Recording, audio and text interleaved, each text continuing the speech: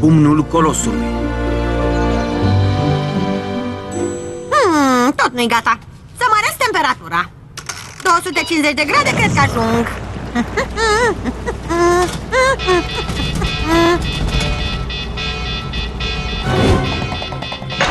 Am fost loviți? Suntem atacați? Sunt E-Teens?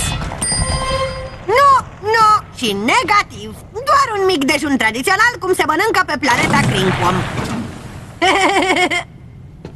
Sigur nu e planeta împuțită, Muki?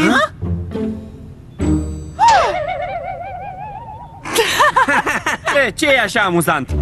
Cred că ți-a mai crescut un ochi. Pe ăsta eu l-aș numi regele coșurilor. Wow! Misterios mai este corpul uman.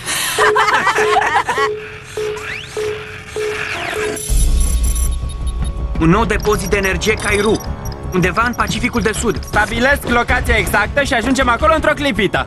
Să-i dăm drumul.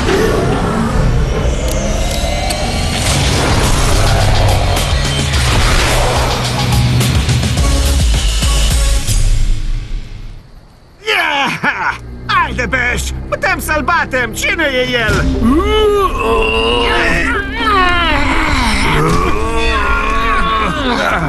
Hei, ia uitați!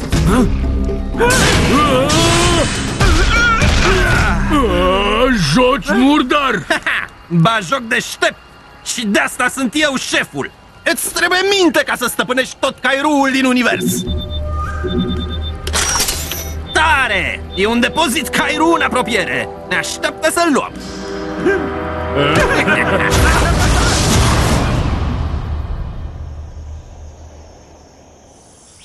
Sper că suntem pe drumul cel bun. E foarte mare insula asta. Energia Kairu ar putea fi oriunde.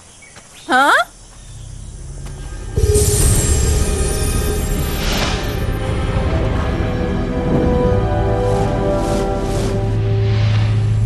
Crede-mă, ne apropiem. Maia, ce-ți spune simțul de data asta?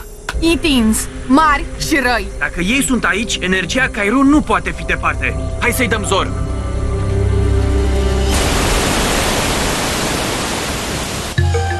Oh, nu! Nu-mi place când ne împotmolim în cascade uriașe. Știți ce fac eu în astfel de momente?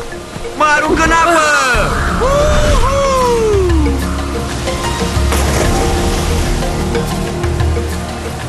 Cai! Cai, ești de apăr!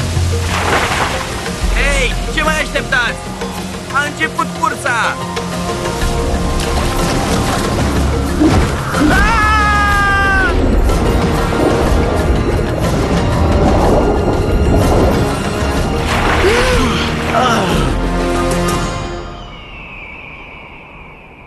Wow, la asta nu mă așteptam. Da, e super tare aici.